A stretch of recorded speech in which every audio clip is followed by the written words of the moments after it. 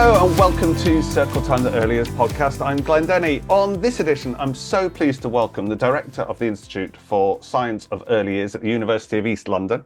He's also the co-author alongside Dr. Gemma Goldenberg of the book Take Action on Distraction. Welcome to Circle Time, Professor Sam Wass. Hi, Glenn. Thanks for having me. No, it's absolutely brilliant to have you here. So, Sam, tell us, what is it you're up to at the moment? What's the latest bit that you're researching? Yeah, so we do lots of research, kind of looking at a variety of different things, Glenn. I think the thing that I'm keen to talk about today are kind of two things that, in a lot of ways, are the kind of yin and yang, as it were, of early childhood. So firstly, we're doing quite a lot of research looking at factors that are causing increases in stress in young children. And I do a lot of work going around early years conferences around the country, and it's something that almost every practitioner says to me, which is, children nowadays are turning up, they're starting their kind of journey through early years in a very different state to kind of the way they were, 20 years ago.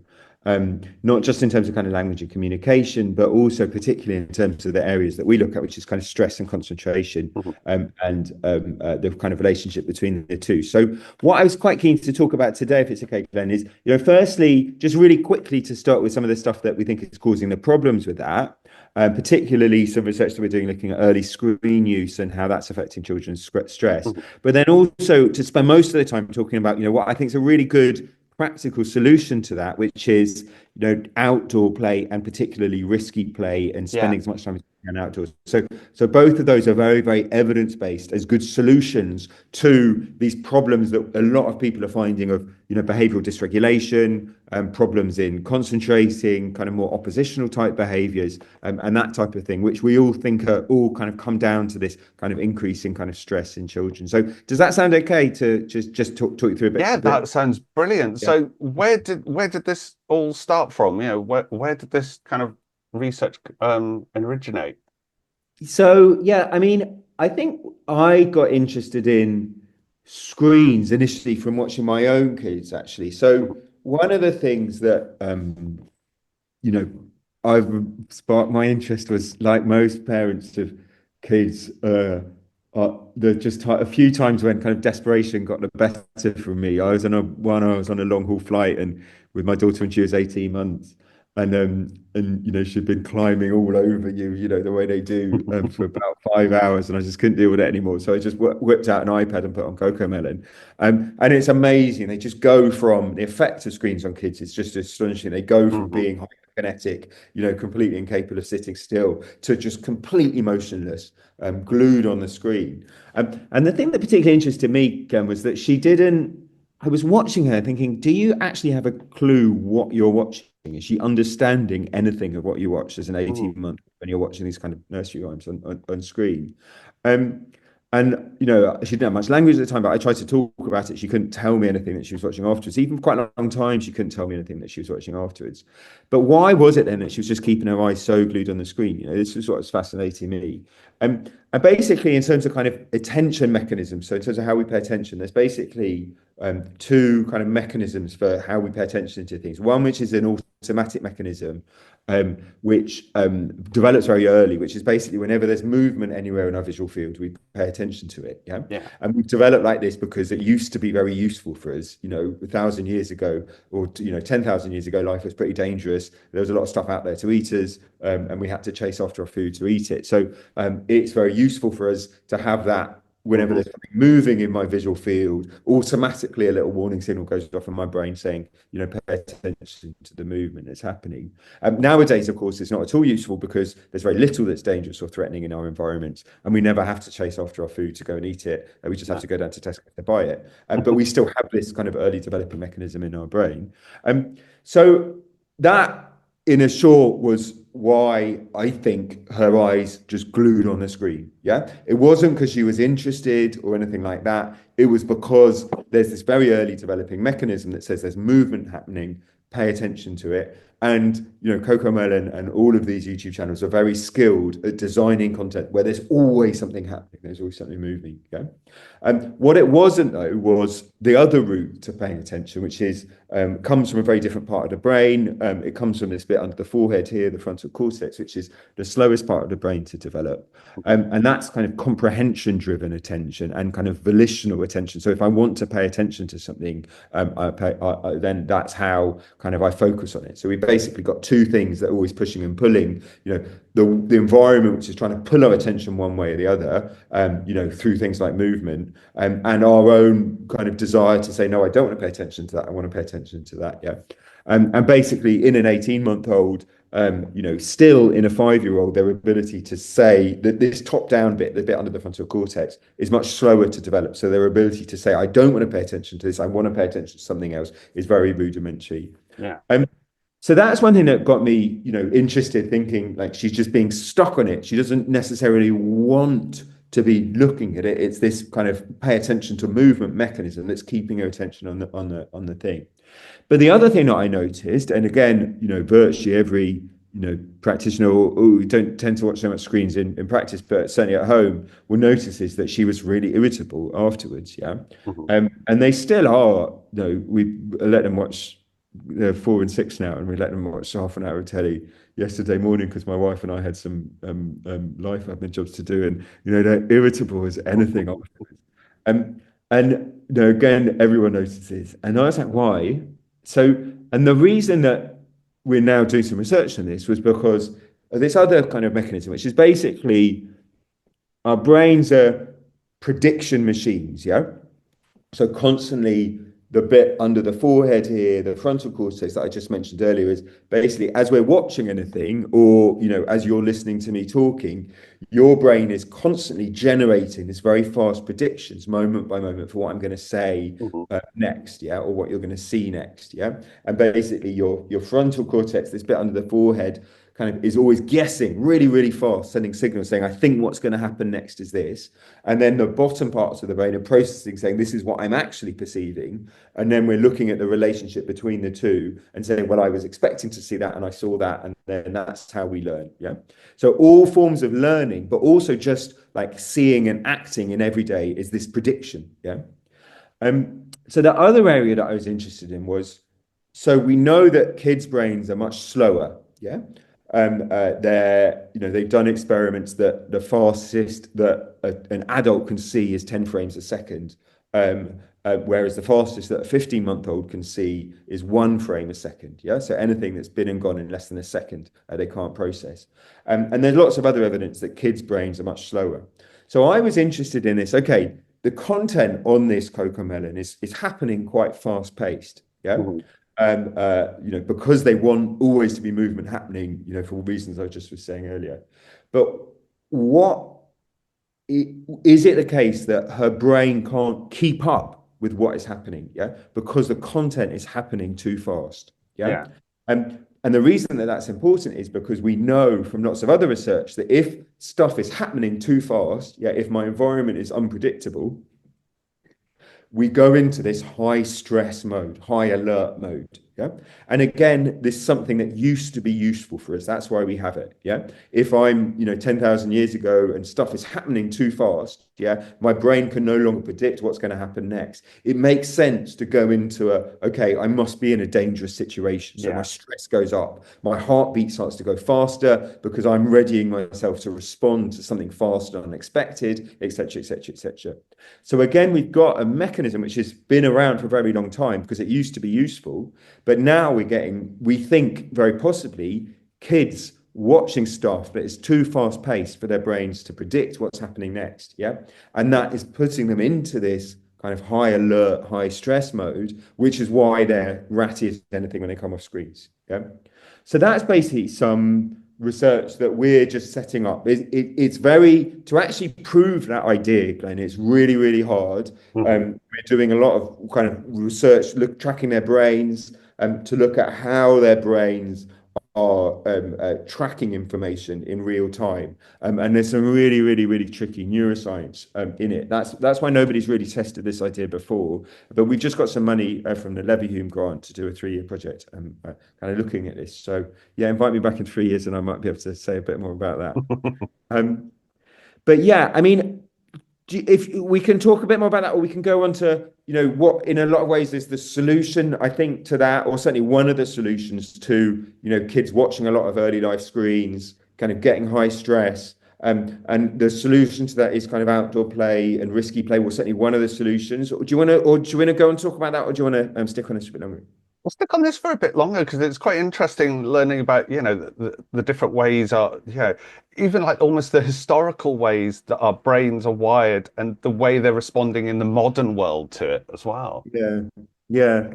No, it is. Yeah, the bit that I feel sorry for is just um, the people, advertisers, and people like producers of content like Coco Melon are really kind of relentlessly. I mean, advertisers. I mean, this has changed. I'm 46. This has changed since I've been going on the internet. Nowadays, all these pop-ups and all these kind of moving adverts happening. You try and read any newspaper Yeah. website, and there's just all lots of movement happening in your peripheral visual field and stuff.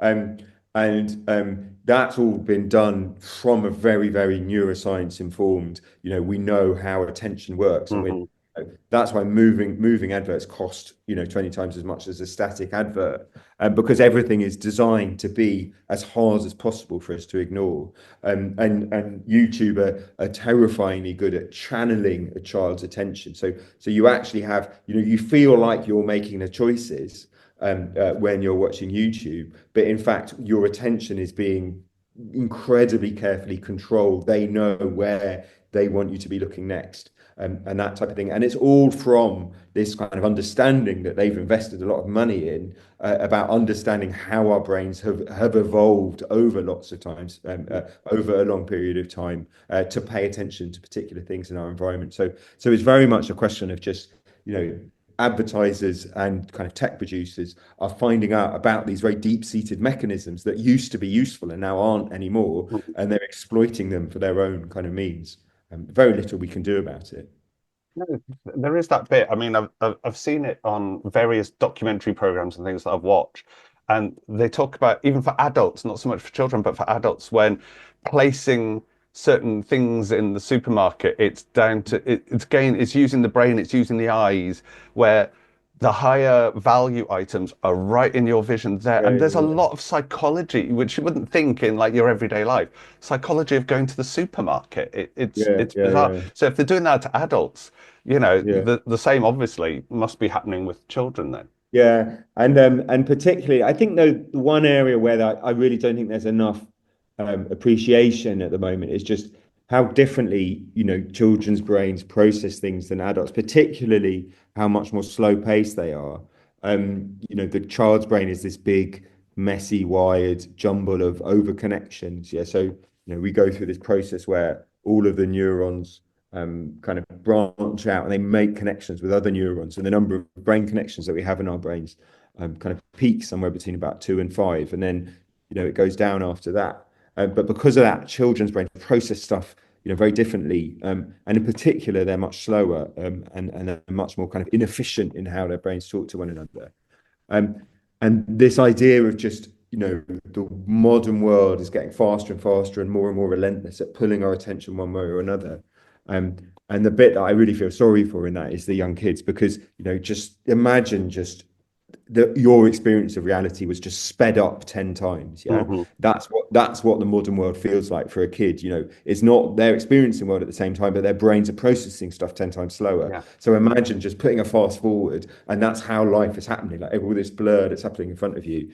And that's what the world feels like from a child's point of view.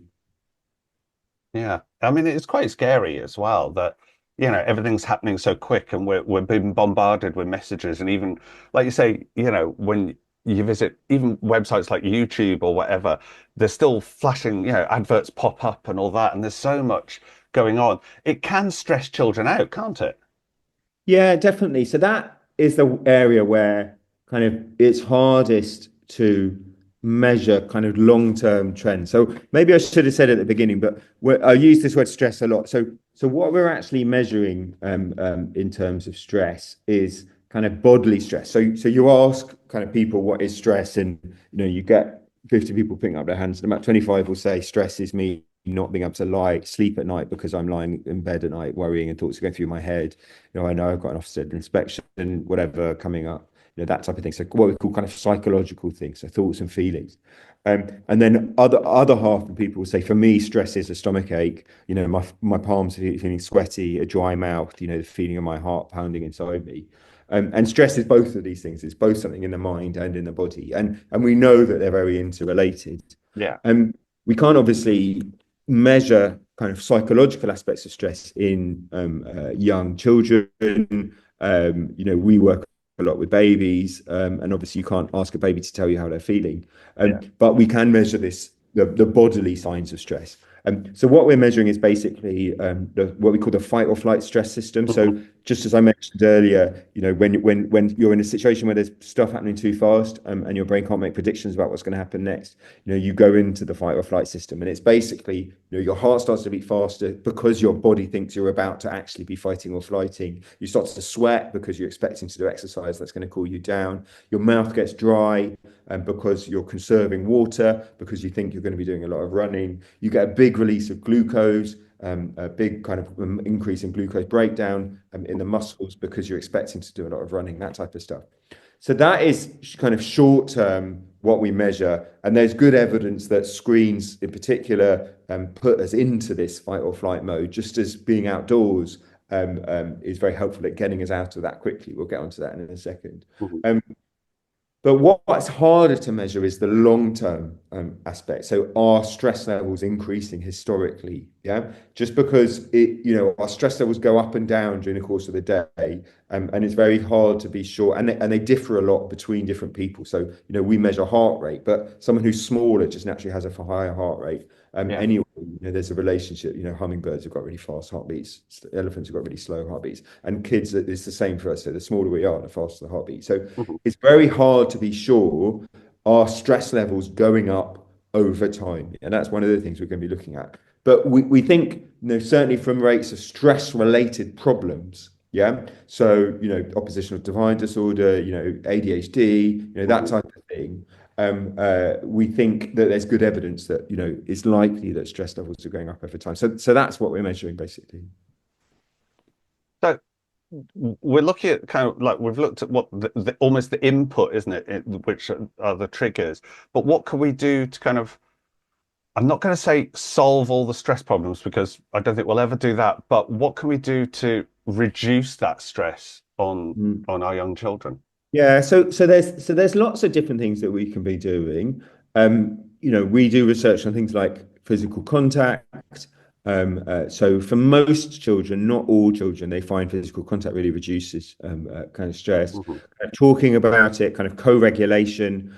So we do a lot of stuff on how when there's an adult kind of interacting with a child and the child has a kind of peak in their stress, the adult kind of matches their own state. So you actually change your stress. So when my child has a kind of peak in their stress, I have an increase in my stress to match it when we're measuring it in their bodies, and how that helps people to calm down. Lots of things about kind of talking, the way that you talk about it, both in the moment and afterwards, building what we call metacognitive awareness, an understanding from the child about what state they're in.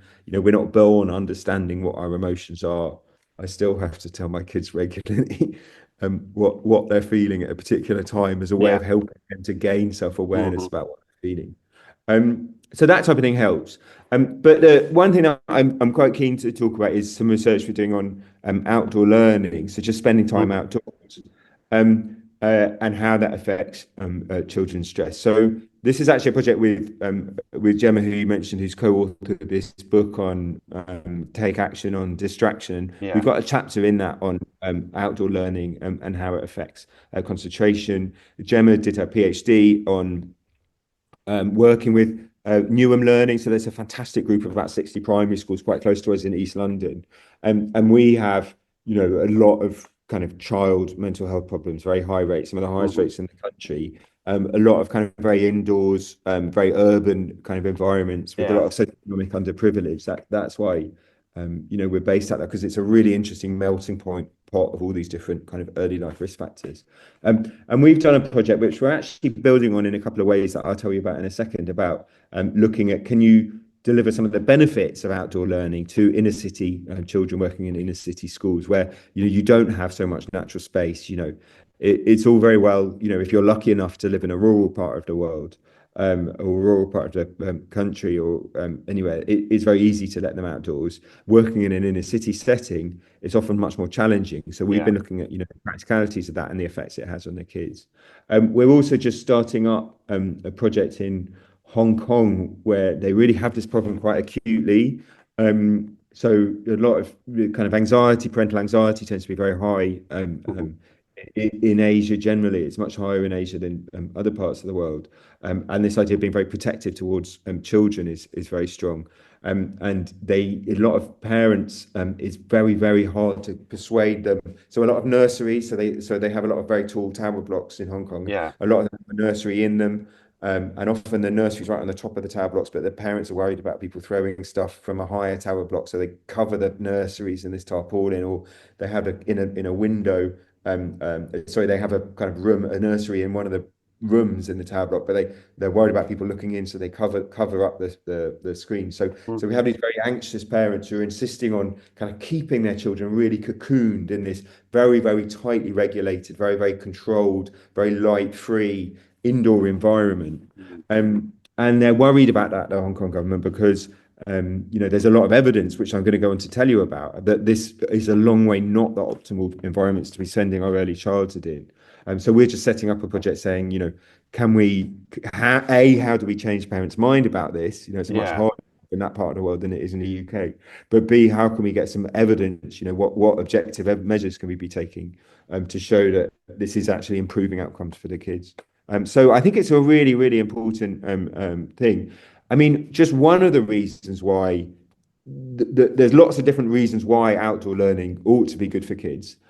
One of them, which always particularly struck me, is about the gut microbiome. Mhm. So all of the kind of microorganisms in our gut. And they did this study with this family of genetically identical mice. So they had Mhm. kind of a family, and they took half of them and they randomly assigned them to just being in one kind of microorganism world. Yeah, so they were always in the same cage with the same kind of Yeah. things. And they took the other half of the family of mice and they always raised them in a variety of different microorganisms. So one time they were in a kind of outdoor setting, one time they were in a kind of a desert setting, one time they were in an indoor setting. And then after they died, they looked at the diversity of the kind of microorganisms in the mice's stomachs, and they found that, as you'd expect, the animals that had been raised in really diverse settings had much more variety of different Yeah. microorganisms in the stomach. But they also linked them to anxiety. So they found that there's a lot of evidence coming out now that, diverse gut microbiomes associate with lower anxiety outcomes. Mhm. So the thing that really upsets me thinking about these Hong Kong kids is just this idea that it starts from anxiety. So I've got very anxious parents who were very reluctant to let me out of the building because it's too dangerous to go outside, Mhm. and that means that these children are growing up with really impoverished gut microbiomes, which then means that they're going to be more anxious as adults because they don't have this diversity. And they'll do the same with their kids. So it's kind of this vicious cycle that plays out over generations. Yeah, it's like So that domino effect. yeah, It's like one goes, then it's just going to carry on moving down, isn't it? exactly. Yeah, yeah. So it's tough. Yeah, but I mean, so there's a lot of reasons, why kind of outdoor learning is beneficial. As I was saying, some of them are to do with just kind of looking at nature. Yeah. Um, some of them are to do with kind of the physical properties of how things are outdoors, and then some of Mhm. them are to do with these other types of things like the gut microbiomes. So maybe, I mean, maybe the first one to talk about, Glenn, is the something that we do a lot of, which was looking at kind of the acoustics of different environments. Yeah. Yeah. So, yeah, as I was saying earlier, children's brains find it harder to choose what they pay attention to. Yeah. Mhm. If you think of the average acoustic in an average early years setting, yeah, you've got kind of 20 different conversations going on at once. What our adult brains do is this really, really, really remarkable job, which is I'm trying to pay attention to what you're saying to me in an environment where if I put my mind to it, I can tune into 20 different conversations. Yeah. These 20 different conversations are all, bouncing off the walls, getting intermingled, all these Hmm. different sound pressure waves are getting all intermingled, and they're making my eardrum vibrate, yeah, in a way where all of the different sound waves are all intermingled when they hit us, yeah.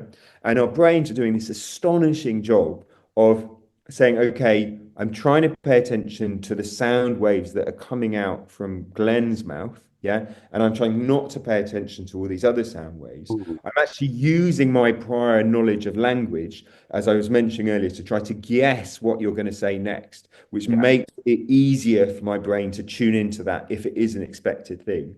So I'm using my prior knowledge of language to tune in, but I'm selectively amplifying the sound waves that are coming from your voice, and I'm selectively dampening down all the sound waves that are coming from all these Hmm. other different places. Yeah. And because of that, that allows me to tune into your voice and to tune out all the distraction. Yeah. So we know for lots of reasons, A, because their frontal cortex hasn't developed yet, B, because they don't have so much prior knowledge of language, that children's brains find this type of thing very much harder than adults do. Yeah. Yeah. But they're much more likely to get overwhelmed in a noisy setting. Yeah. Um, and just as I was saying earlier, unpredictability, yeah, too much happening increases our stress. Yeah, noisy environments increase stress. So there's a lot of evidence that noisy environments increase stress. So Hmm. one of the big benefits of being outdoors, yeah, is just simply the sound doesn't bounce off the wall so Yeah. much. Yeah. So if my mate over there hurts their foot and screams, it doesn't bounce off the wall and come back to my ears. It does reach my ears, obviously, but it's just quieter, and you get much more of a kind of a private soundscape just because stuff's Hmm. going up into the air rather than bouncing off and coming back to me. Um, so that's important because it suggests that not just that we should be going outdoors to learn about forest fires and how to make a campfire and Hmm. outdoorsy type things. Yeah, which is what I mean. I'm a parent governor at my kids' school, and we're doing forest schools. They go and have a campfire lesson, once a term, and I'm like, no, no, no, this isn't what we should be doing for outdoor learning. We should be doing all lessons outdoors, particularly things like phonics, which are built around being able to hear the Yeah. difference clearly between different speech sounds. And again, there's loads of evidence that noisy, reverberant acoustics, associate with worse phonic outcomes. So that's one thing that I think is really important. And for Gemma's PhD that I mentioned earlier, we did some research looking at the noisiness of outdoor learning and the relationship of stress Hmm. in children as well as their attention patterns. And we found exactly as you would expect that um, uh, the quieter the outdoor setting was, yeah, the lower the stress and the better the attention. So they kind of was exactly as we'd been expecting. And these weren't kind of woods; these were concrete playgrounds with a couple of trees in them, in a city thing. But for that reason, it still makes a difference. Yeah? There's no ceiling; the space is bigger.